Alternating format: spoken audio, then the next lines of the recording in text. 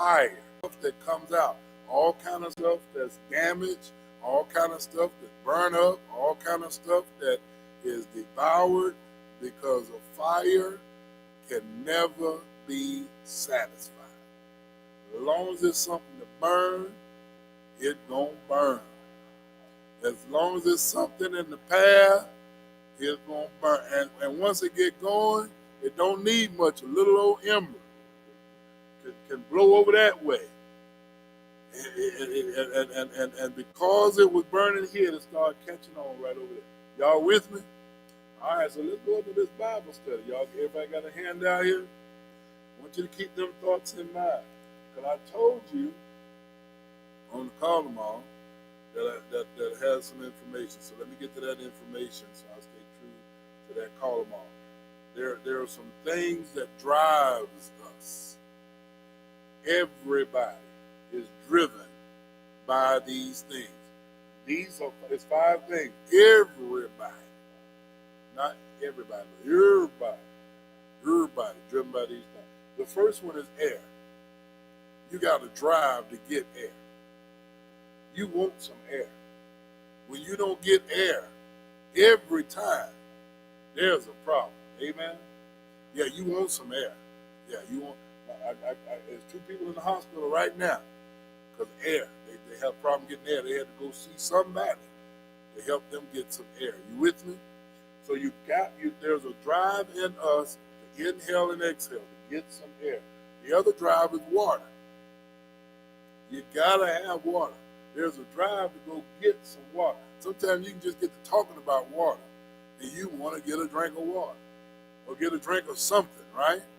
Yeah, man. So there's a drive to get air. There's a drive to get water. Now you can do without water for a while, maybe a day, 2 days. You can't deal without air for long and tall. And you really can't deal without water because you start dehydrating, looking dry around the gills, all kind of stuff. Amen? So there's a drive. If you wanted the technical term for these drives, it's homeostasis. There's a drive in all of us to want these things. There's a drive to want hunger. There's a drive to want to satisfy hunger. That's the third one. You got to get something to eat.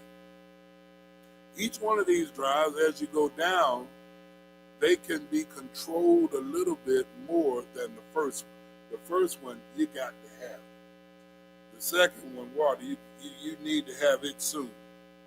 And even with hunger, you can go without it for 30, 40 days. After 30 to 40 day period, somewhere in that window, you start having some problems. You can go a little bit longer, but you start having some problems internal because there's really not too much more fat to eat off of. So you can end up having some problems there. Not the last one, but the fourth one is the drive to purge. You can sit there as pretty as you please, but when it comes time to go, you sit there if you want to, you still gonna go, because you got to go when you got to go. And the older you are, the closer you better be. I was at the General Baptist State Convention one time, and right before the preaching, when the choir got up, the bathroom was flooded. And with guys, everybody was in there. He said, "Yep, this is the old 40 crowd. You can tell, right?" You get a certain age, you better go on and not be trying to hold nothing back. So there's a drive. There's a drive to go to have a bowel movement.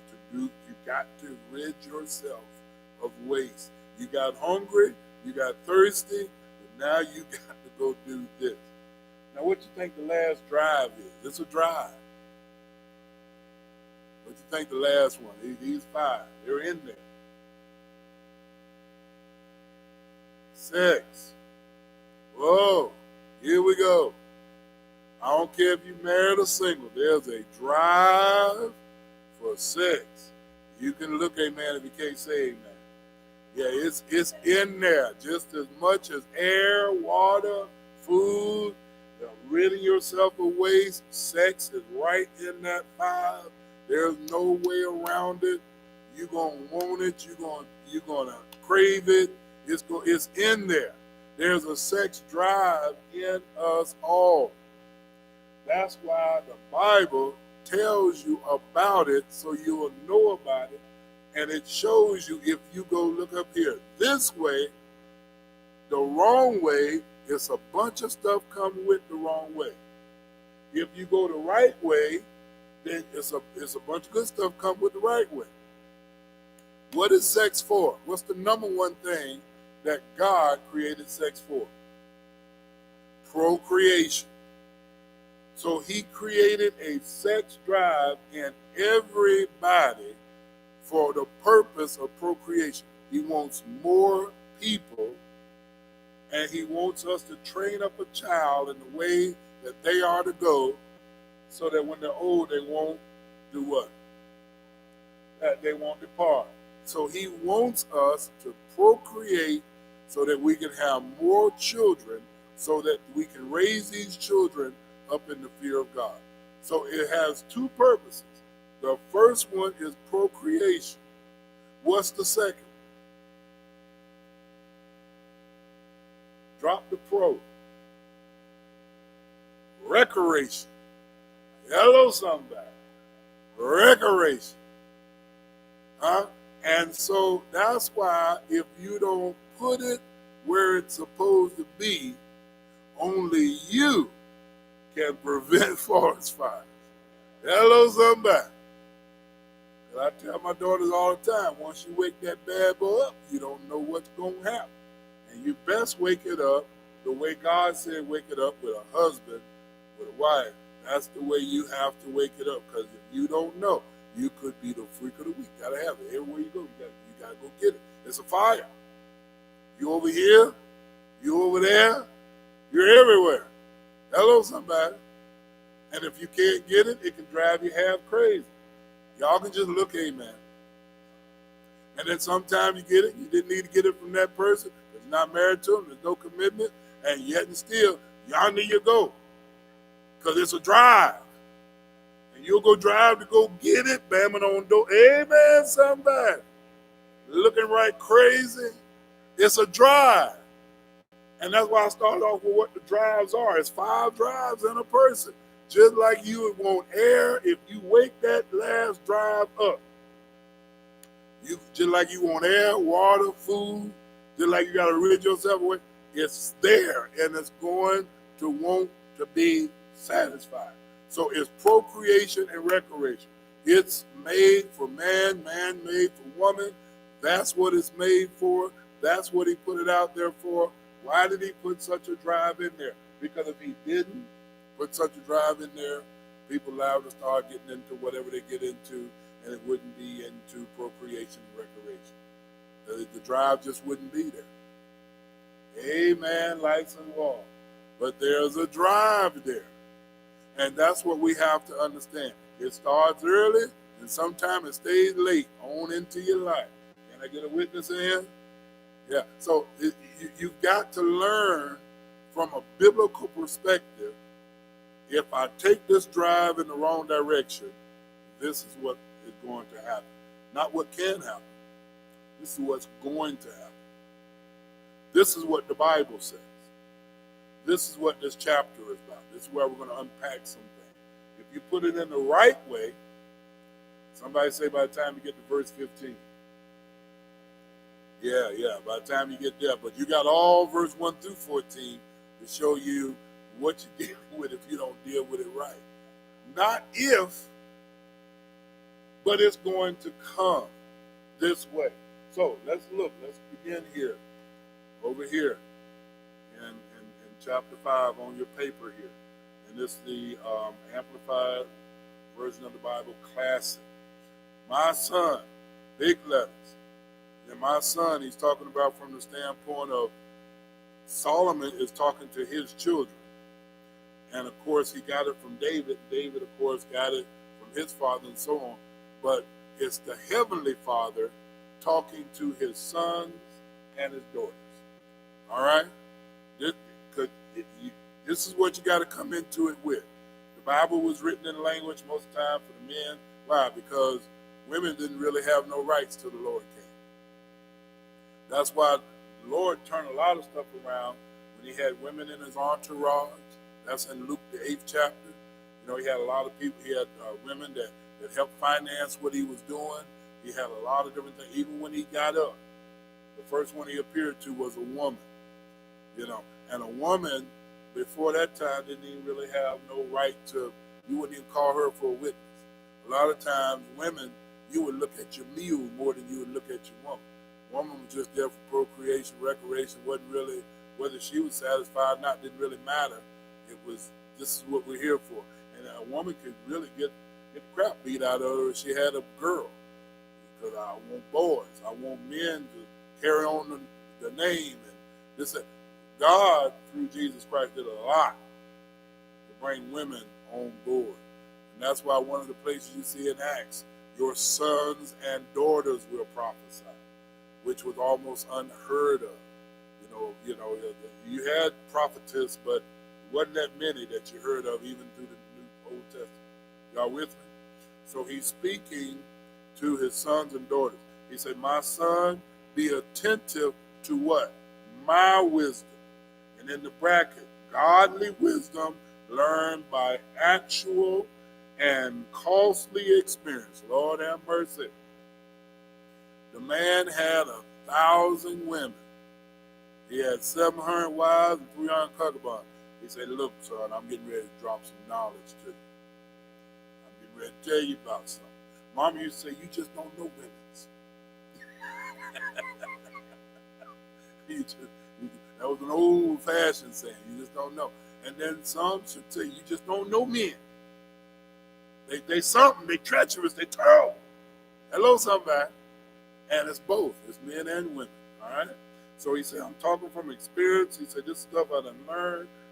Wisdom learned by actual and costly experience. He says, look, and incline your ear to my understanding of what is becoming and prudent for who? You. He said, look, incline your ear. That means pay attention. And Daddy used to say, pay attention, son. Pay attention. You don't need to be looking off somewhere. I told you about when I was in basic training, this guy was up there. We were dealing with grenades. And as we were dealing with grenades, the drill sergeant was instructing us. And you needed to incline your ear to what he was saying. But this guy over here looking around at the grenade, one of the things he said, and it was the dud. It was the dummy grenade. It still had a little blasting cap in there, but it was a dummy grenade. You don't give a guy a real grenade until you got some training. Somebody say amen. So he had the dummy, and he's saying, don't pull the pin out. And it's almost as like he was doing exactly what he told him not to, because he wasn't paying attention. He pulled the pin out. He said, and whatever you do, don't lift the lever. So he lifted the lever and put it back down. And about a few seconds later, it was pow, because it's in a piece of iron. It's just a dummy. But I wanted to beat his tail. Because I was in close proximity. I was closer than you are to me. And if that had been a real one, I wouldn't be sitting here today. So I wanted to beat his tail. You need to pay attention. Because you could not only blow up yourself, you can blow up others. Newsflash. That's why a lot of men and a lot of women are messed up today. Because we didn't pay attention. And stuff blowing up all over the place.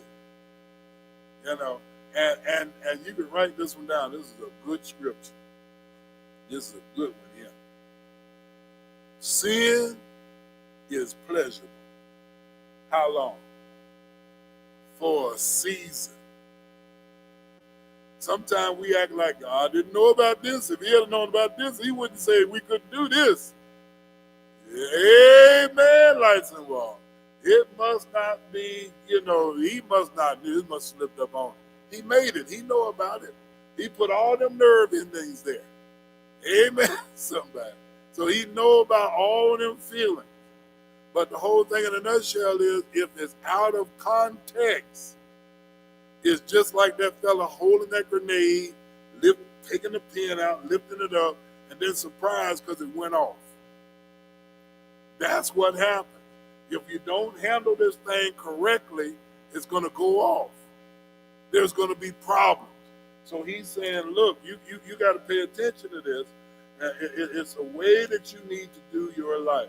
Verse number 2, it says that you may exercise proper discrimination and discretion, and your lips may guard and keep knowledge and the wise answer to temptation. Temptation. Let's look at temptation. Let's go to James, first chapter. Yes, ma'am.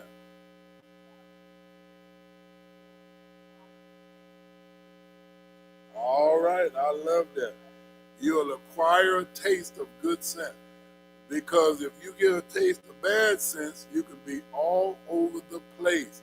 Remember, I started this out with a slogan from Smokey the Bear. You know, what is it? Only you can prevent forest fire. If you don't watch this fire, you'll have it all over the place, and it'll be a plumb mess. Sparks can fly, and they can fly for miles and start another one. And I didn't think I had nothing to do with that. Yeah, but you messed up your nephew watching you over the years. You messed up your cousin watching you over the years. I remember a girl right out here in this parking lot. She was trying to tell her daughter, well, you don't need to be doing this. The daughter looked at her straight way and said, you do it.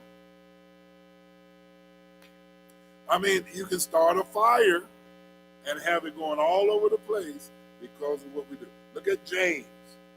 And when we go to James, the first chapter,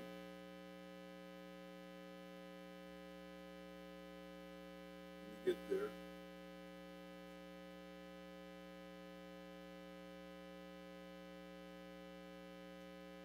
Look at verse.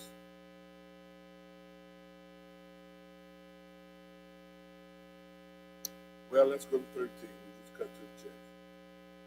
James, the first chapter, verse 13. Someone read that for us, just 13.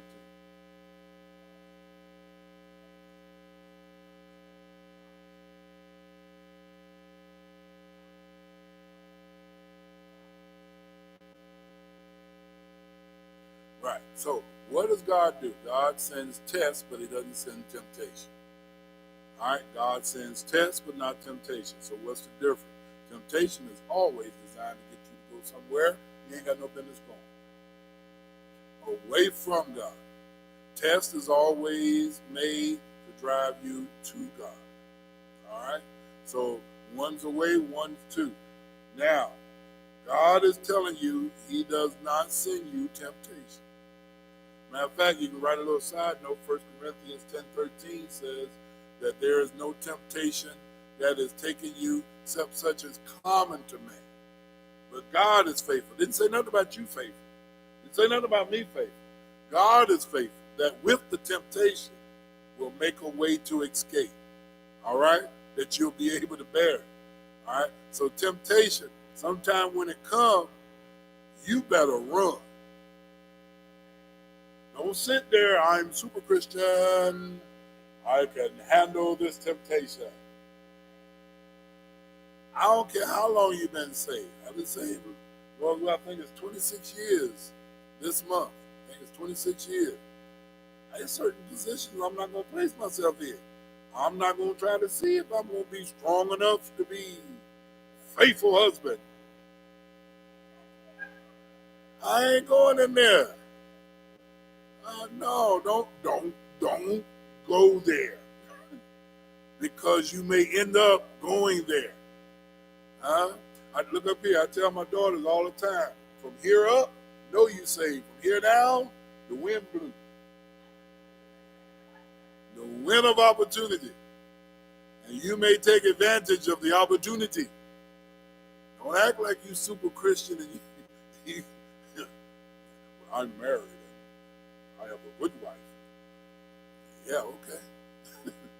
I'm glad you do. I'm glad you're married and you have a good husband. I'm glad. Don't put yourself over here in this position that you're liable to. If You don't watch it, because this kind of stuff they teach us at conferences and conventions. And I'm thankful to hear. I remember Bishop Noel Jones was telling, he was saying he wished that the other bishops had told him about these kind of things that are out there. Wish he had known. Amen. So, that's what 13 says. Look at 14. Somebody read that for us. James 1:14.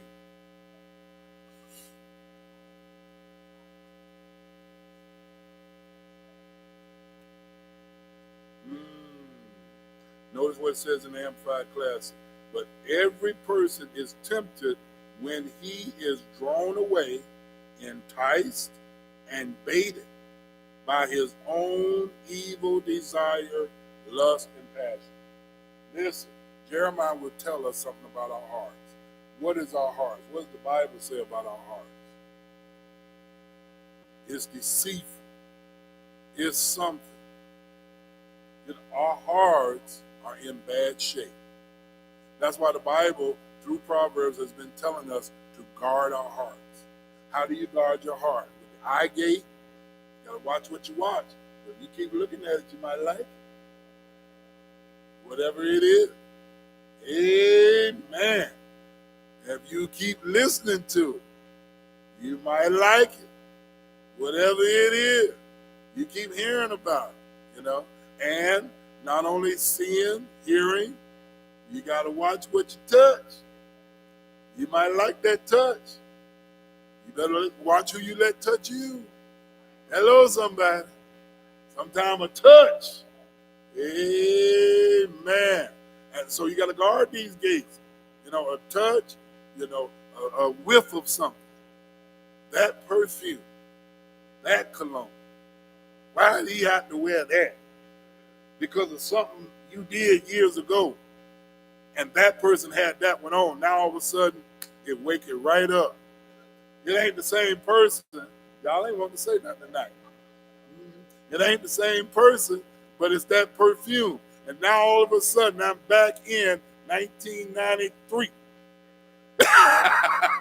I've been transported from 2019 back to 1993 because of that smell that quick. And if I don't get that up out of my nostrils, hello, somebody. If I don't watch it, I might be asking for a phone number. I might be checking on the social media page. Something. Hello, somebody. This stuff is real. This stuff is real. And that's why, because nobody told me when I was coming up why not do it. Just might get some girl pregnant. That was the only thing. Well, they got stuff to help take care of that, But that's not the reason. There's consequences that go with this. And what the Bible wants us to know, our hearts are desperately wicked. Who can know it? There's stuff in us that we don't know, that prayerfully will never get woke up. But if you place yourself in the wrong position, you can wake up some stuff that you would get guns and rifles and all kind of stuff and start shooting up a school. Woke something up in there. Where do rapists come from? Where do pedophiles come from? They woke something up that never needed to be woke up. Our hearts are desperately wicked. Why am I harping on that? Because a lot of people go around and say, well, I'm a pretty good person. I need the Lord just like you need the Lord. And I need him to keep me. And I need, what was the verse I started out with? To do what? I got to deny myself. If I see something trying to spring up, ain't got no business springing up, I need to deny myself.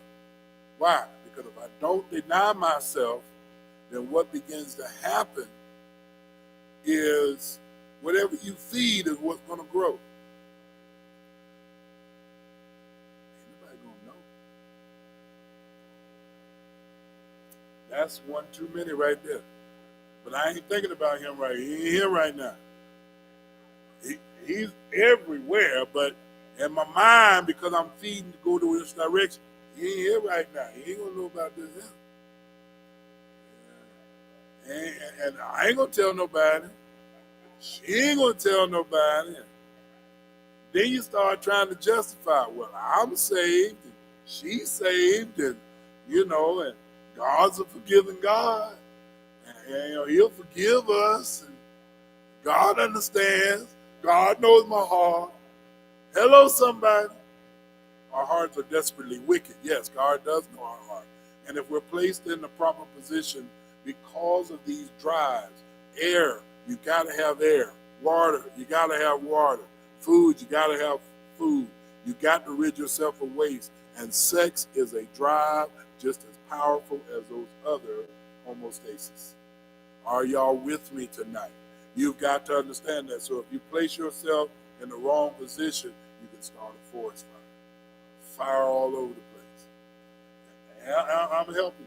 Yeah, because, there used to be an old song say, you can't love the one you want. Hello, somebody. Y'all don't know nothing about all that kind of stuff. Yeah, that's an old song. Google it when you get a chance. Because if you can mess around and put yourself out there, well, now I can't get this, so now I got to go get this. And then while I'm out here, this one ain't mine. I can't get the one I want, so I got this one. Might well, while I'm here, look at this one here. Set this one up for next week, 2 weeks from now, next month. I'm looking. Hello, somebody. And don't just think it's a man thing. It's women. Women be plotting and planning. Yeah, I saw that ring, but once he get this here, he gonna let all that go. Children and all. Yeah, I'm gonna get him. I'm gonna get me some him. I knew a girl when I was over in Germany. Somebody said over in Germany.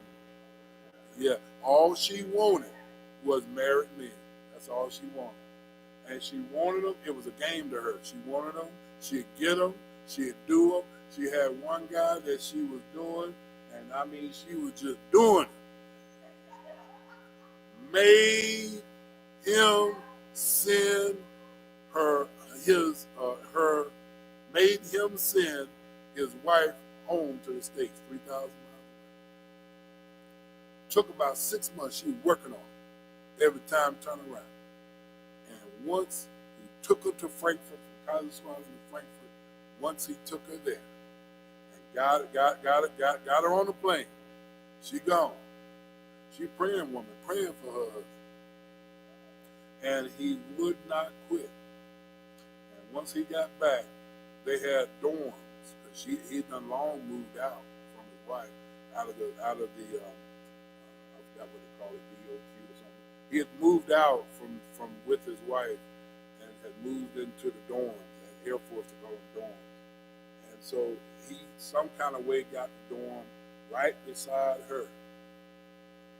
And when he got back from the airport, he could hear her with the next victim. When I got to his room, he had a fifth of liquor, and he had a 45 because he was an MP. And he was looking at the 45, and he was drinking the liquor, and he was chasing it with a beer. Why did she do this to me? Not that I cheated on my wife, not that I was in an adulterous affair, but why did she do this to me? And he was trying to contemplate whether to shoot himself, to go next door, shoot the door in and shoot them, and then shoot himself, or just shoot them and leave. And he was drinking. It was about a liter of naughty head. He was sitting there just drinking it, set it down and drinking the beer and asking questions. It was rough. And finally we talked him out of it. Got some other folks who talked him on out of it. He couldn't take his 45 because he was an MP. But it was rough. Another case was this guy was following another guy that was cheating on his wife. Seemed like he was getting away with it scot-free. He was so bold that he'd bring the girl right there in front of him. He just bodacious. And so he figured he could do the same thing to his wife. So his wife figured she could do the same thing to him. So she went and got her somebody. She moved out in the apartment with him. He about lost his mind at drinking and guns. drinking and guns. He came to church that Sunday. Ain't that something? How people end up in church. He came to church that Sunday. And when he came to church, the Lord kept telling me, get up and tell your testimony about how your sister was killed. I'm a new Christian. They ain't gonna listen to me. I don't know. Wednesday, he went in the house, broke into a house, waited for them to do what they were gonna do, shot the guy, shot her, thought he killed her, then put it to his head. Shot her in the stomach. That's the only way she survived. This thing, what God wants us to know, is always going to lead to one place. Death. If you keep going, sooner or later, it's going to end up in death. Somebody's going to get killed. We'll make a statement. If I can't have you, ain't nobody else have you. I can't live without you. Because you're running around out and stuff doing that you ain't got no sense. Am I helping somebody today? Dr. Holmes, you got the key to that. I don't know how you can adjust it, but it's trying to adjust itself down to cool it down. And it don't necessarily have to heat up, but it don't need to cool down right at this particular moment. All right? So, and James tells you that the only way that you're tempted is with something on the inside of you already. I can't be tempted with raisins. And I don't like raisins. I don't care what kind of box you get, I don't want them. I don't care if they are on the side of the bar, I don't want them. I don't want raisins, so I can't be tempted with raisins. But the thing about it is, whatever it is, there's some stuff you know you can be tempted with, and there's some stuff you don't know yet that you can be tempted with. And that's what God wants you to know. He wants, as I keep mentioning, He wants you to guard your heart. He wants you to pay attention to what He is saying. Y'all with me so far? Back on our paper. Oh, finish up that next verse. What happens when sin has been conceived? James. Okay.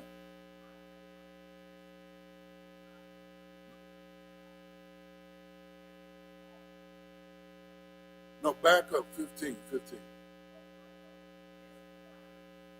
Right.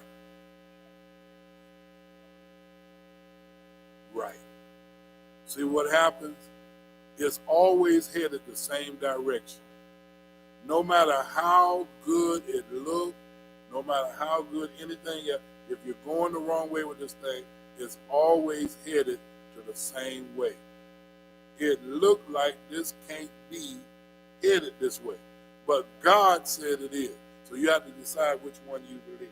Back on our paper, verse number 4, it's Proverbs the 5th chapter, as you see at the top, and it's in the Amplified Classic version of the Bible, verse number 4.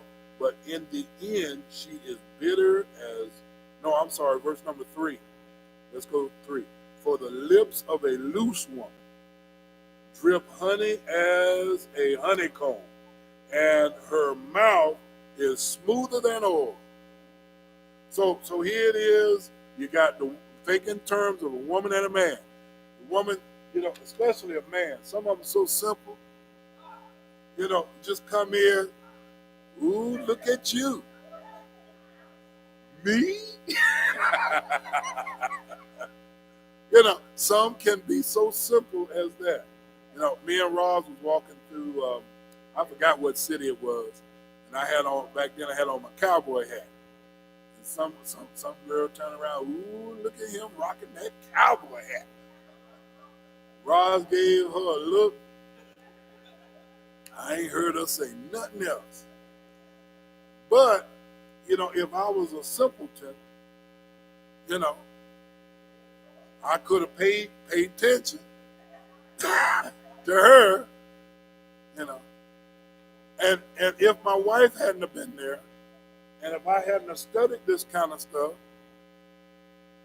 you really like my hat? Yeah, I got it from Lebo's, starting the conversation. Yeah. Hey, there you go. So you're a cowboy, huh? Yeah. I mean, you can end up going into a little simple, slick as oil, Smooth. Hey, am I helping y'all tonight? It doesn't matter if you're married or single. If you're married, no sex outside of marriage. If you're single, no sex until marriage. Somebody say, well, we going to get married. Tell the police after you done stop, you're going to get a license. I was on my way to DMV. See, I got my papers here, and I was going to go get my license. You ain't got them yet. Hello, somebody. You can go in the bank, and you can have $1 million on the other side of the counter. But if you ain't filled out the proper paperwork, and you go around there to get your $1 million, there's going to be problems because you haven't went through the proper way. You say, well, it shouldn't matter. It does, according to God. And that's the only one that really counts. Amen? All right. So this is what he said. Look, man, she loose. And what we talking about, a loose woman or a loose man? Someone who has decided that God's way is too much and we got to do it this way. We got to do it this way. This is going to work. Now, this is the sex education, the teaching school. This is the one. Because the safe sex, just wear a condom or well, we done been together for a few months now. We ain't got to wear no condom now. I'll just get the morning after pill. Or I'll just get birth control. Y'all ain't want me to say nothing. But we're practicing safe sex. Not according to the word of God. Safe sex is when you're married. In marriage, the marriage bed is undefiled.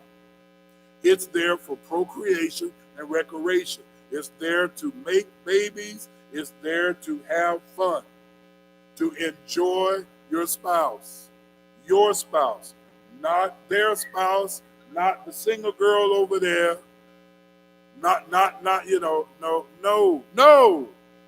Hello, somebody. That's what he wants us to understand.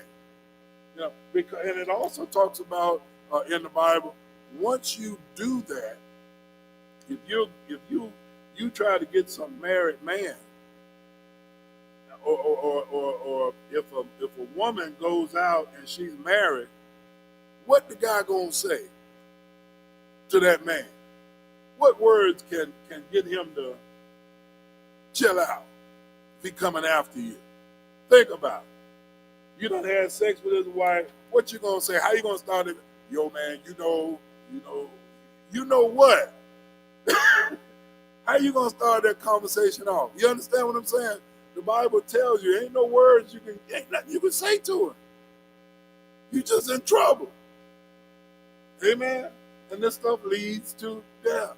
It could be death by he killing her and you. It could be death by, that's it, I'm finished. Bye. Yep. Ain't no need going to the bank. I done been there. Ain't a dime in there. It's death. Whether it's a physical death or whether it's the death of the marriage. And what God has joined together, let no man put asunder. And there you put asunder. Am I helping y'all today? All right. So it's death. Notice what it says. But, yeah, she's smooth. She good. Tastes good. But verse 4 tell you what happened. But in the end, she is bitter as wormwood, sharp as a two-edged and devouring sword. So how's a two-edged sword? Sword, when you got a two-edged sword, you're coming down like this, but then you can come back. So what happens? You're coming down, you didn't see it coming down because it was so smooth. It was so slick. All right, and so now it's done cut you. I used to have a beret. And in my beret, when somebody think I'm taking off my hat, I had a blade right here. Nice little razor. You don't have no knife, razor. And you cut somebody and say, you need to go see about that. They didn't even feel it. Hello, somebody. Yeah, it's sharp. Because the more you tense up, the easier it is to cut somebody when you got a razor. Not no knife, a razor. Hello, somebody. If you think somebody taking off their hat, they got it right there. Amen, somebody. So the whole thing in a nutshell is cutting when it comes down that way. So what's the back cut? The repercussions. So now you done been with this person you shouldn't have been with. Well, both of y'all single. We're consenting adults. So you got to change the wording when you can't say fornication. Oh, that's old fashioned. We're consenting adults. It's okay. I'm okay. You're okay. No, they don't do that. It's going to cut you like a two-edged sword. It's going to cut going in and it's going to cut coming back. How can it cut coming back? You could have a burning big person that you messing with. Every time you turn around, they show up at your mailbox. Hello, somebody. They know what time you get off. They know what time you go to work. They sitting in the cafeteria. Hello, somebody. You got a burning bed type situation. You don't know. You can mess around and have sex with somebody and they just look up here. They can't get you out of their head. They can't get you off of their heart. And they devise all kind of stuff in their heart to try to get you. Stupid stuff like, well, if I kill his wife, then he'll be with me. No. You're going to be with a killer, but you can't think straight. Why? Because when you walk in darkness, you can't see the light. You ain't trying to look for it. So your mind, your sick mind, with your messed up heart, will devise wicked things. So you'll decide, okay, if I'm going to kill his wife, then he's going to be with me. He's going to love me. Why would I go over there and love you? Because you liable to what? Kill me. And then what comes with that? If you got somebody like that, jealousy comes with it. You got to mix it well with jealousy. How's that go? What you looking at? Where you going? I looked on your car and it don't take a 15-mile round trip for you to get to work and back. Where did you go? You got 26 miles on your car. Whew. It cuts this way and then it comes back and cut that way. All this go with it because you done got hooked up with a fool. Then you don't want to give them sex no more. Why you don't want to give? What you been? What's wrong now? Who you got? I'm gonna kill him. Now you're falling around. You know, and it can happen in church. If you trying to sit in church and clap your hand, there they are sitting over there.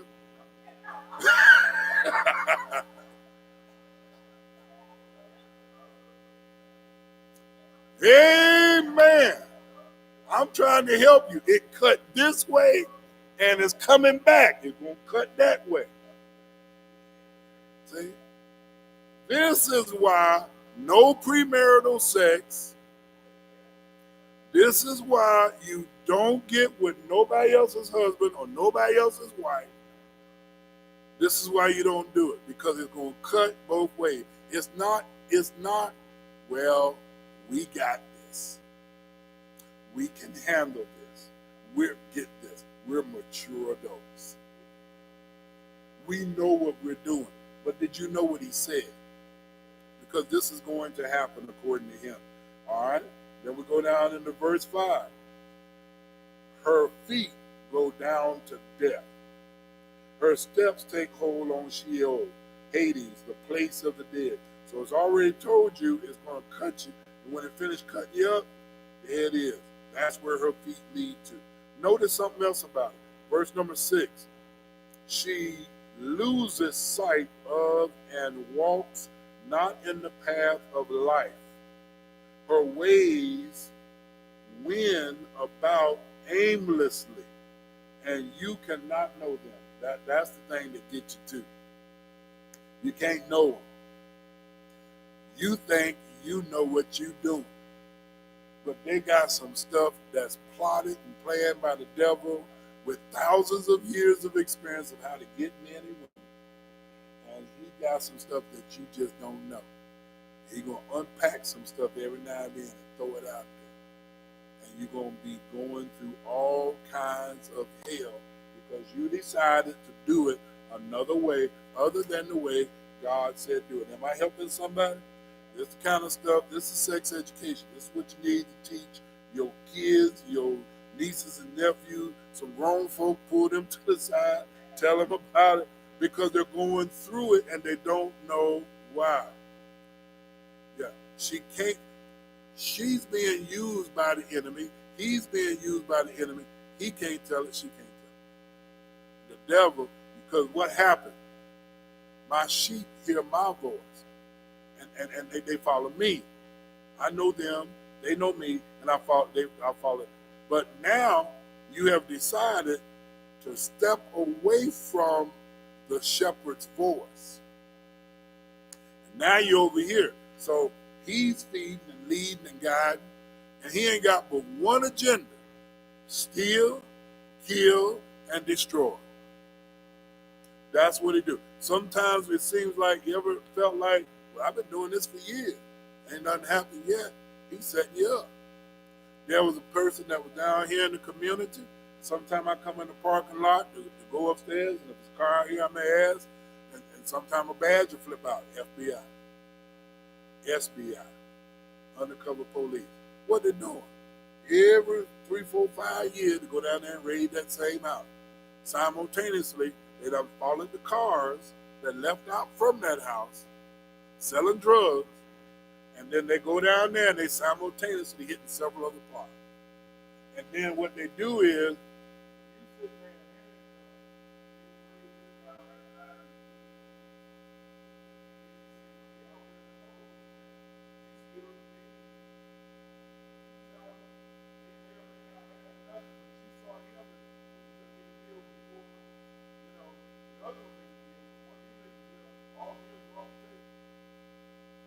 same kind of stuff that ends up happening. Y'all with me? So there's ways that you can't figure out. It's just stuff that the devil would throw in there to steal, kill, and destroy us. That's what will happen. Y'all with me so far? All right. All right. So verse 7. Now, therefore, my son, listen to me. You got to get this tone in your mind. Listen to me. All right. And depart not from the words of my mouth. That's what we were talking about before. My sheep hear my voice. I'm telling you the direction to go, but sometimes because we're grown, and anything you want to do wrong, you got to change the word of it. You can't call it an adulterous affair. You can't call it an adultery. You have to say it's an affair. It just happened. I don't know how it happened. It just happened. You know, I was upset, and my wife, she ain't doing right at the house, and I went over here to just get me a sandwich, and she smiled at me, and I felt so good that I went back and got a Coke the next day, and she was there. I figured she'd be there. This is her shift. Y'all ain't wanting to say nothing to me. And then you go back, and now you gotta get your fries the next day. Now you done got it. Well, you might well get a Coke. Well, and what's your break time? Oh, you don't need to talk to somebody like me. You know, I'm just a little simple person. So now it's break time. Now you sitting there sipping on your Coke. What time you get off? Amen. What's your days off? And the next thing you know, let's go do lunch. Let's get a hamburger somewhere else. Hello, somebody. You done got a hamburger somewhere else. Might well go to a movie. Might well go to dinner and a movie. We might well forget the movie and the dinner. Go here. Sheraton's right here. Hello, somebody. Yeah. You know, nobody told me how this stuff was set up. I learned this stuff, thank God, in conferences and conventions. This is the slickness. This is how it ends up. And if you don't watch it, yonder you go in there. And she made you feel good. Then, if the husband ain't treating the wife right, oftentimes what happens is the husband is shut down. And then, or he goes off, or both, just goes off. So now, here comes this man. He comes. And what do he do? You sitting there looking sad. What do he do?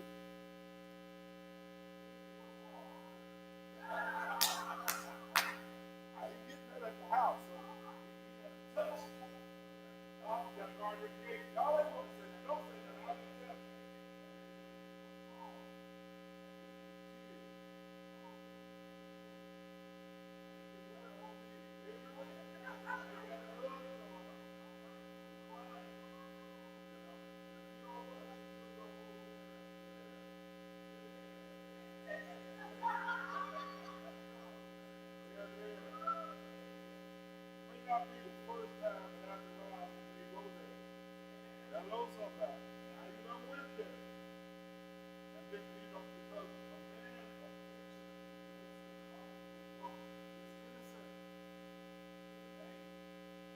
hello, somebody.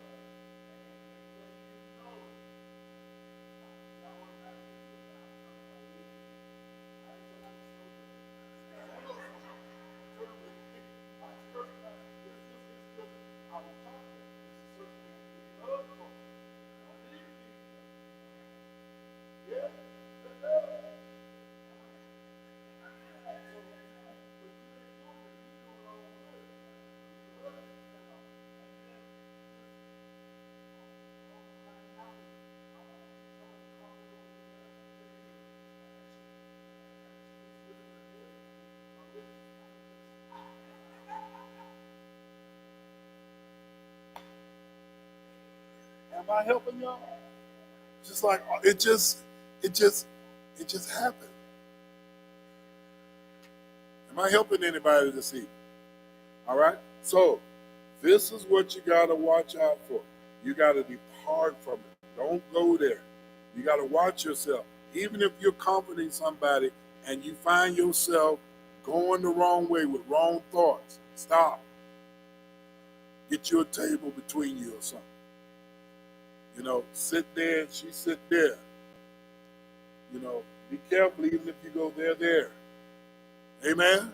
You gotta be careful. Because the devil has thousands of years of experience on how to get us. And if we decide that we depart from the way that God says, we can end up in trouble. 2 more verses. Let your way in life be, that's verse 8. Let your way in life be far from her, and come not near the door of her house. Avoid the very scenes of temptation. Read those verses when you get a chance. The thing is, if you see that you're going through the drive-thru too many times at that time to see her or to see him, stop. Don't go to Burger King no more. Start going to McDonald's. Or don't go to that Burger King. Amen. I'm trying to help. Because if you don't go by her door. Don't even go there. Don't go close. For him or for her. Because you can end up. It's just smooth. It's just slick. It just happens. How do folks get caught in snares and don't know it? The Bible tells you about these kind of things. Am I helping y'all? All right. So then verse 9. What? Least you give your honor to others and your years to those without mercy. So you give your honor and you give your years to those without mercy.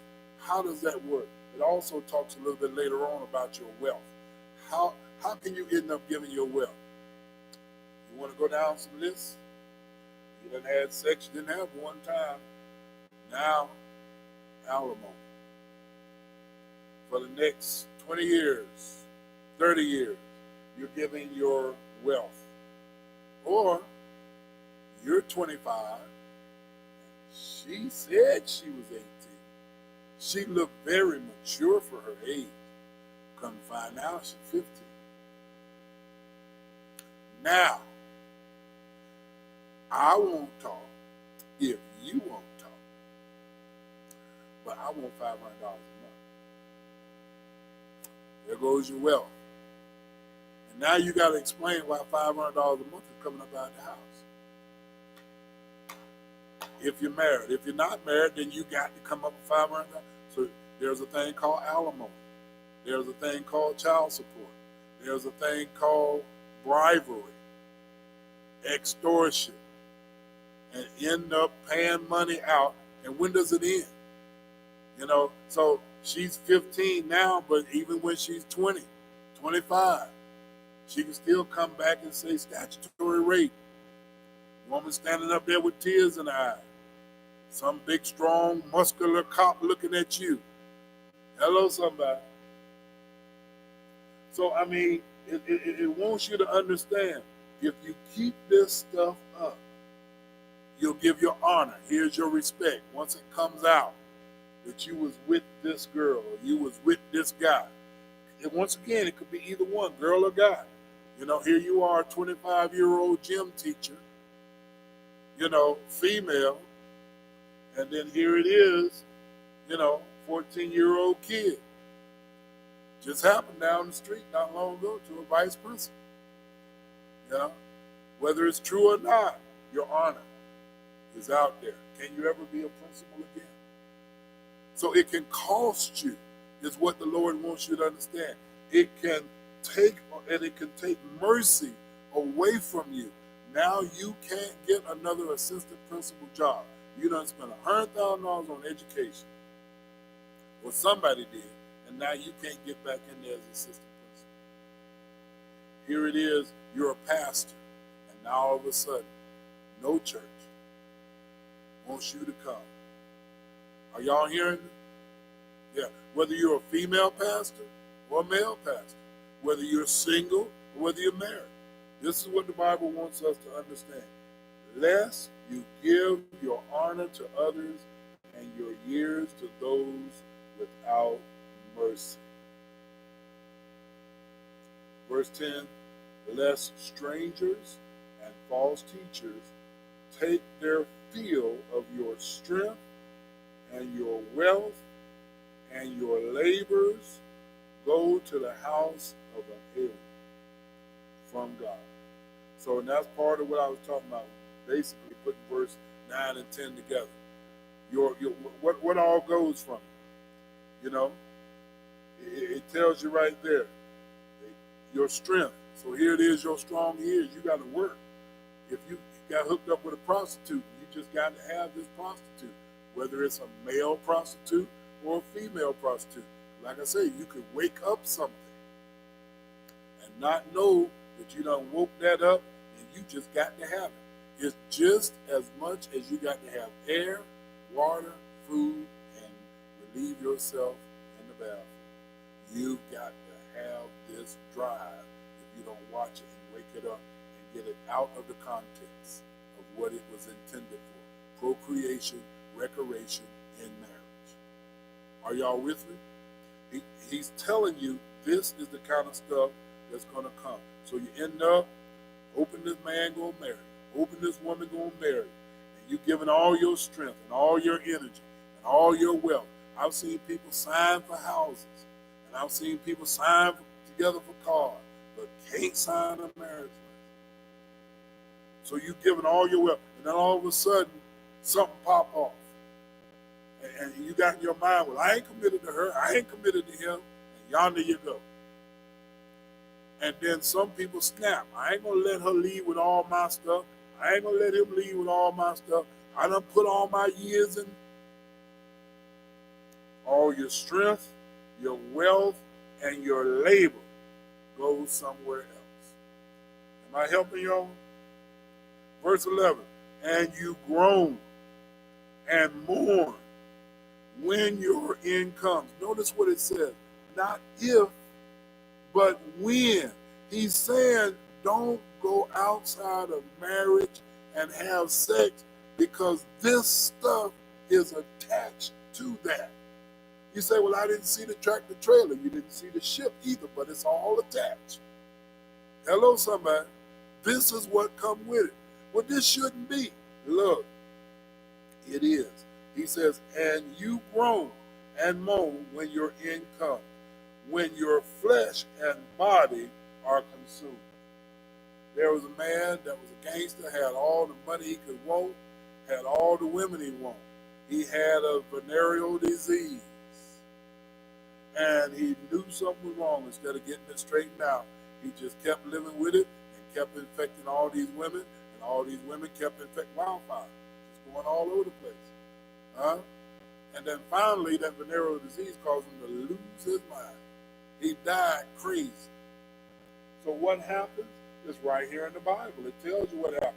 And you groan and you moan when your end comes, when your flesh and body are consumed. AIDS, 30 different sexually transmitted diseases. People used to joke long years ago, all you got to do is go get 2 silver bullets in your buttocks. Squeeze that penicillin out. You'll be good as new. People used to kid about that. Who wants to go through 250 cc's of that? And, talking about hold it because it's cold. You try to Who wants to go through all of that? Guys in school, they'll be kidding about it. Yeah, man, you got a good nurse, she'll let you hold it. Warm it up, because it go in, it'll be hurting. They tell you to rub back there. Man, I don't need all these instructions. I ain't planning on doing all that. Now, you keep all that to yourself. Running around, kid, yeah, I'm a real man. Critters crawling all around and carrying on. Hello, somebody. No, you hear stories of folks trying to stand. Man, it don't take that long to take a shower. You got to get to class. Yeah, man, but you got all this stuff. You trying to wash this stuff off. You can't wash that stuff off. You got to go to the doctor. He got to give you something for that. Huh? But now they got venereal disease that you can't even, penicillin don't do nothing for it. Eat penicillin like Pac-Man. Eat that. Yeah. Then you got herpes. It stays with you. So, here you moan and you groan. Now you want to get married. You got herpes. You got this stuff coming up on you every so often. How you going to explain that to this man that now you're in love with and you want to get married? How you going to explain this to this woman that now you're in love with and you want to get married, even though you did this 10 years ago? You moan and you groan. They may want you, they may not. They may never touch you again. They may beat your tail because you kissed them. And didn't tell them. Or you got AIDS, and some people get AIDS and they go out. You don't hear too much talk about it anymore, do you? It's still out there, HIV, and they running this commercial now, HIV, making it look like you got such a good life. I got my house, I got my career, I got this. They come on 4 times doing 30 minutes on the news. I'm trying to watch news. You up there telling me and how good it is. No. You moan. You groan. You go through a lot of unnecessary stuff. As all this stuff she got going on, didn't look like she had no husband in the place. Hello, somebody. So the whole thing, what I'm trying to get, and what God is trying to get us to understand, is that just don't do it because this comes with it. I'm going to close with a positive point, which is flip the page, number 15. Drink waters out of your own cistern of a pure marriage relationship and fresh running waters out of your own wells. We'll continue to go through this at another time. That's a good place to have a positive. It's not the God is. Somebody say amen. But he don't want fire is all right in the fireplace. Some people say, well, why invent it if it's going to be like this? Fire's all right in the fireplace. I'm glad there's fire. But it ain't good on the curtains. It ain't good on the couch. Hello, somebody. It's good in its place. It's not good in a forest where the whole forest is burning. That's what he wants us to understand. It can get out of control. There are certain, and he says, be happy. In other words, enjoy your own wife, enjoy your own husband. A lot of marriages are messed up because people going out there, she's been with this guy, she's been with that guy, she's been with this one, she's been with that one, and now she's trying to be with her husband with all them guys in her head. And in bed with her new husband. And she's wanting him to act like this one, and even though she couldn't stand that when she liked the sex, but he would beat her tail. That's why he had to leave her. So now you got all of that in there. Because when you have sex, you're coming together spiritually as well. That's why the Bible says, don't, it talks about how, and Paul was talking about, how can you be joined together with a harlot? God forbid. So you got this one going out here. So now you done had sex. You done gave a little piece of yourself to this one. You done gave a little piece of yourself to that one that you can't get back. And now if you don't watch it, all that'll be in your bedroom. All that she's been with, all that he's been with, y'all ain't saying nothing. And now y'all in there and you're trying, but all these thoughts, all these memories, all this stuff going on. And you have to be in much prayer. And ask God to help you. Ask God to fix you. He can fix you. He can help you get where you need to be.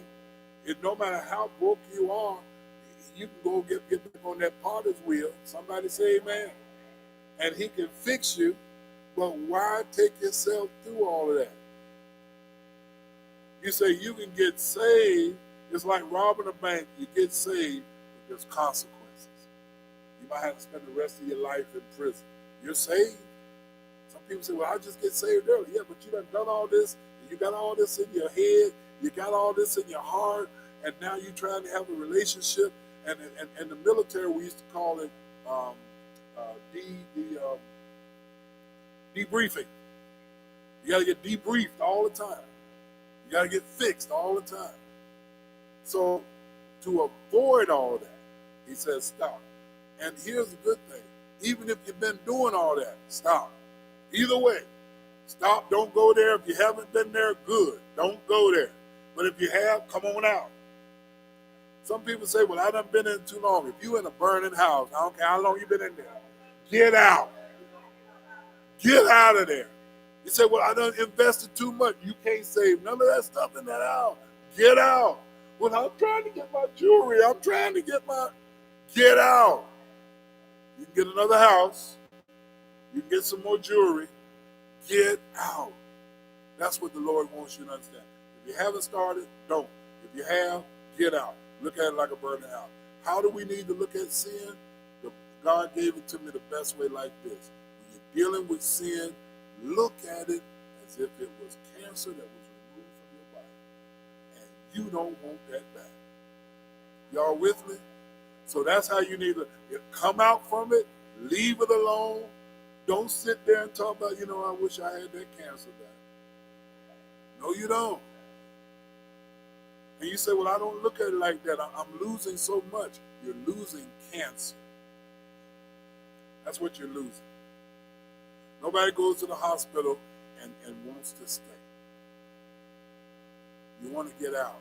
So you go and you get healthy enough to go through rehab and get out of the stuff that we were in. Am I helping somebody? All right. Any questions, thoughts before we close up for the night? That's part of my premarital counseling. Open marriage. Here we go. We'll just go down the list very quickly. Open marriage means I can be who I want to be with, you be who you want me with. We don't just need to cross paths. I know you're doing. Don't worry about it. I ain't gonna tell. Don't ask. Don't tell. I ain't gonna tell. That's open. Follow closely by swing. We know what we're doing. We're gonna invite this couple over today for dinner and for extracurricular activities. So you're swinging, and you got 2 or 3 men with your wife, and you got 2 or 3 women with you, and y'all swapping. You know, you might be with this man, you might be with this one, you might be with a man and a woman. You know, you're swinging. There's a song out years ago, you see, I tell I was DJ, Hollywood out, swing. Yeah, you swing. You go, anything goes. So, you know, you got that. So you got open marriage, you got swinging, then you got prenuptial agreement. When this is over, not if. That's what a prenuptial agreement is. When I get pissed off at you enough, I'm leaving. You leave with your stuff, I'm going to leave with my stuff. Prenuptial agreement. Contract marriage. We're going to be here for 3 years, and, you know, it's just going to be you and me just having sex. It's a sexual agreement, so we're just going to have sex for 3 years. That's what we're going to do. And then after that, we're gone. A common place I used to see it in Germany was because back then, if you were gay, they would kick you out. So a gay guy would get with a gay girl, and they would get married, so it looked like that it's, you know, good to go. So he could bring over all the men he wanted, she could bring over all the women she wanted. They had contract, they had an agreement. And then, of course, the best one to have is the biblical marriage between one man, one woman. Biblical marriage. One man, one woman. Yeah. Not lottie-dottie everybody. Yeah. When you have a cistern, that's for you. That to drink water out of your own cistern, out of your own cistern. That ain't for the community. It's just for you. All right? And that's what the Lord, He wants you to enjoy it, just you. And what was the opening scripture? Deny yourself, pick up your cross, follow Him.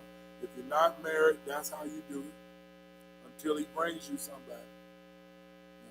Don't do it until He does. And then once He brings them, when my wife was brought to me, I knew that was her. I said, okay, I saw her coming through the door. I saw her. I looked. I said, okay, you got this much, set it up the rest. And He did. But I was shy, and I figured I didn't know how to talk to women and all this kind of stuff. So Lord, you got to show me what to say and how to do this. I don't want to mess it up. And then He had to deprogram me before, because men were taught coming up the wrong way. You got to have sex with a girl, let her know you the man, and all this kind of stuff, but not when you're going into this biblically. You don't need to be doing that. So I had to be deprogrammed. Sometimes the reason the wait is so long, because you got to be deprogrammed so that when you do get the right one, you won't mess it up.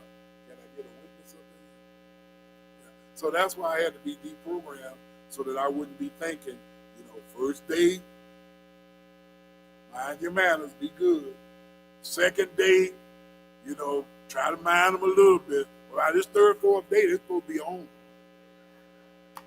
That crazy kind of talk and way of thinking. Y'all ain't got to say, man, I know you can look a man. And so you want to make sure, sometimes God have to deprogram you so that you won't go in and mess up His program. Ain't that something? Because His program is tight, it's right, it's good, it's just the way it needs to be. Even with the complications, it's still good. Even on a bad day, it's still good. Amen, somebody. Yeah. And here's the reason why you wait, even when you do get the person. You wait on them to have sex with them, because generally, as long as you were dating, you generally won't go through that long without sex in the marriage. That makes sense? I waited on her 18 months and 18 days. Hello, somebody. And I haven't had to go without 18 months and 18 days since we've been married.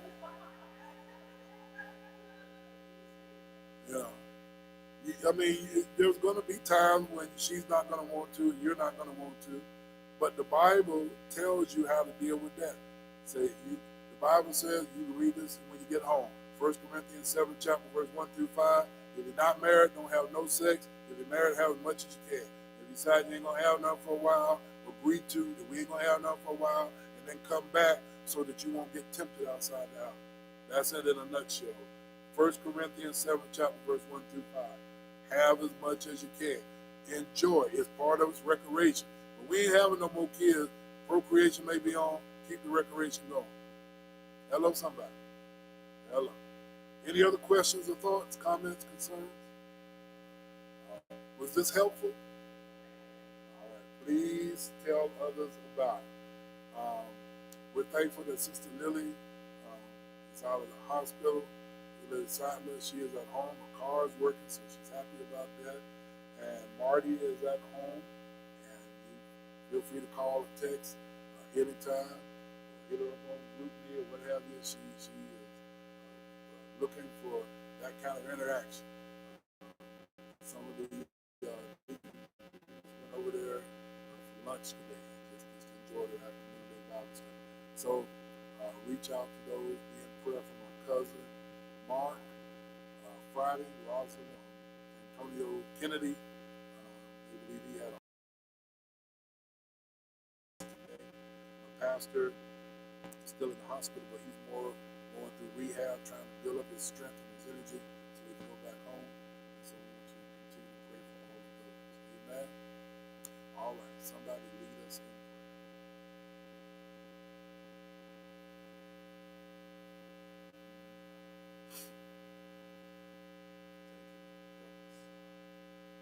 Help us, Lord.